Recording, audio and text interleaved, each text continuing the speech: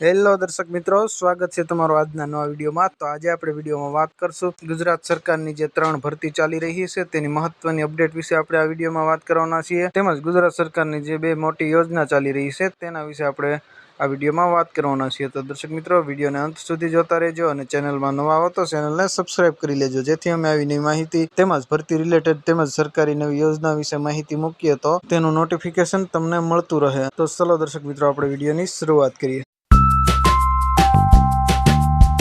તો દર્શક મિત્રો, આપણે સૌપ્રથમ ભરતીની જે અપડેટ છે તેના વિશે આપણે વિડીયોમાં વાત કરશું। તો દર્શક મિત્રો, તમે સ્ક્રીનમાં જોઈ શકો છો। સૌપ્રથમ આપણે રાજકોટ મ્યુનિસિપલ કોર્પોરેશનની જે ભરતી છે જુનિયર ક્લાર્કની 124 જગ્યા, તેના વિશે આપણે પેલા વિડીયોમાં વાત કરી લઈએ। તો દર્શક મિત્રો, રાજકોટ મહાનગરપાલિકાની જુનિયર ક્લાર્કની પરીક્ષા છે તેના કોલ લેટર ડાઉનલોડ કરવાના શરૂ થઈ ગયા છે। તો જે મિત્રો એક્ઝામ જુનિયર ક્લાર્કની પરીક્ષામાં ફોર્મ ભરેલું છે તે લોકો જલ્દીથી પોતાનો કોલ લેટર ડાઉનલોડ કરી લે। અને તેની એક્ઝામની આપણે વાત કરીએ દર્શક મિત્રો, તો 4 મે 2025 રવિવારના રોજ એક્ઝામ યોજાવાની છે। તો વહેલી તકે આપનો કોલ લેટર ડાઉનલોડ કરી લો। ત્યાર પછી આપણે ગૌણ સેવા પસંદગી મંડળની જે ભરતી ચાલી રહી છે તેના વિશે આપણે વિડીયોમાં વાત કરીએ મિત્રો। તો મિત્રો, ગુજરાત ગૌણ સેવા પસંદગી મંડળમાં એકાઉન્ટન્ટ સબ એકાઉન્ટન્ટ પરીક્ષાનું પરિણામ ઘણા સમયથી પેન્ડિંગ છે। તો તેના પરિણામ ક્યારે પ્રસિદ્ધ થશે તેની આપણે વિડીયોમાં વાત કરીએ તો પરિણામ અંદાજે 1 થી 5 મેની વચ્ચે જાહેર થવાની સંભાવના છે। તો દર્શક મિત્રો, એક તમારા માટે નવી માહિતી હતી જે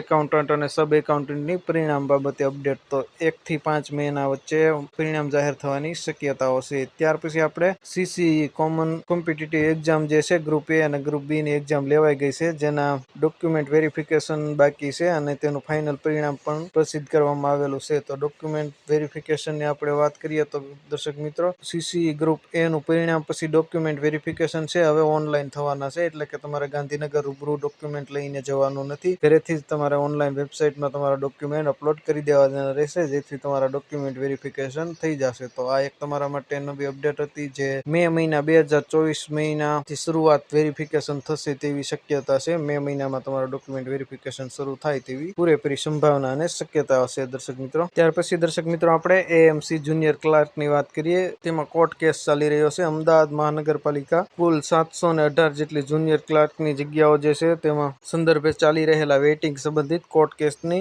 અપડેટ બાદ આગામી 15 દિવસમાં નિમણૂક પત્ર આપવામાં આવે તેવી શક્યતા છે દર્શક મિત્રો। તો આ એક તમારા માટે નવી માહિતી હતી જે અમદાવાદ મ્યુનિસિપલ કોર્પોરેશનમાં જુનિયર ક્લાર્કની 718 જગ્યા ઘણા સમયથી પેન્ડિંગ હતી, તેના નિમણૂક પત્ર બાકી હતા। તો તે કોર્ટ કેસનો ચુકાદો આવ્યો 15 દિવસ આસપાસ તમારા જે ઓર્ડર છે, હુકમ છે તે આપવામાં, નિમણૂક પત્ર આપવામાં આવશે। તો દર્શક મિત્રો, આ 3 ભરતીની નવી માહિતી હતી જે નવી અપડેટ છે। ત્યાર પછી આવા સરકારી યોજના જે ચાલી રહી છે 2, તેના વિશે આપણે વિડીયોમાં વાત કરી લઈએ દર્શક મિત્રો। તો મિત્રો, આપણે હવે જે ગુજરાત સરકારની યોજનાઓ ચાલી રહી છે તેના વિશે આપણે આ વિડીયોમાં વાત કરીએ। તો દર્શક મિત્રો, તમે સ્ક્રીનમાં જોઈ શકો છો આઈ ખેડૂત પોર્ટલ જે છે 2.0 સરકાર તરફથી નવું લોન્ચ કરવામાં આવ્યું છે। તેની વેબસાઇટ નવી બનાવવામાં આવી છે। ખેતીવાડી ખાતાની ઉપલબ્ધ વિવિધ યોજનાઓના પણ ફોર્મ ભરવાના શરૂ થઈ ગયા છે। જે આઈ ખેડૂત પોર્ટલ 2.0 છે તેમાં ઓનલાઈન ફોર્મ ભરવાના શરૂ થઈ ગયા છે અને ઓનલાઈન અરજી કરવાની તારીખની આપણે મિત્રો વાત કરીએ તો 24 એપ્રિલ 2025 થી 15 મે 2025 સુધી ફોર્મ ભરી શકાય છે। જેમાં વિવિધ અલગ છે જે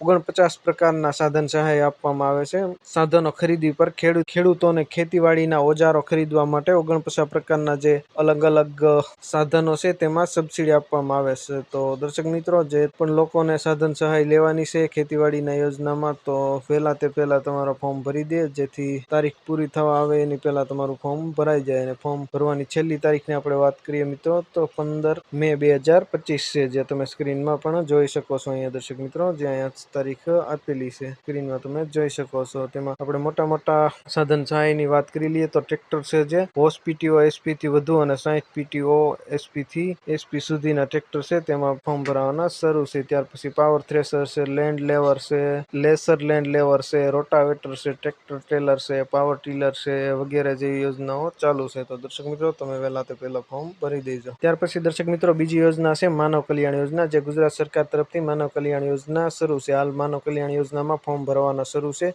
જેમાં ઉંમરની આપણે વાત કરીએ તો ઉંમર છે 18 વર્ષથી 60 વર્ષની જે લોકોની ઉંમર છે તે આ યોજનામાં ફોર્મ ભરી શકે છે. અને આવક મર્યાદાની વાત કરીએ તો દર્શક મિત્રો, જે લોકોની આવક 6 લાખ અથવા 6 લાખ કરતાં ઓછી છે તે લોકો આ માનવ કલ્યાણ યોજનામાં ફોર્મ ભરી શકે છે. જેમાં લાભની વાત કરીએ માનવ કલ્યાણ યોજના અંતર્ગત તો 10 અલગ અલગ ધંધા છે તેના સાધનોની ટૂલ કિટ ફ્રીમાં આપવામાં આવે છે. જેમાં પંચર કિટ છે, બ્યુટી પાર્લરની કિટ છે, પ્લમ્બરની કિટ છે, સેન્ટિંગનું કામ કરતા હોય તેની કિટ છે, દૂધ ભરાવતા લોકોની કિટ છે, સિલાઈ મશીન છે, જેવી વગેરે અલગ અલગ 10 પ્રકારના સાધન સહાયની ટૂલ કિટ ફ્રીમાં આપવામાં આવે છે.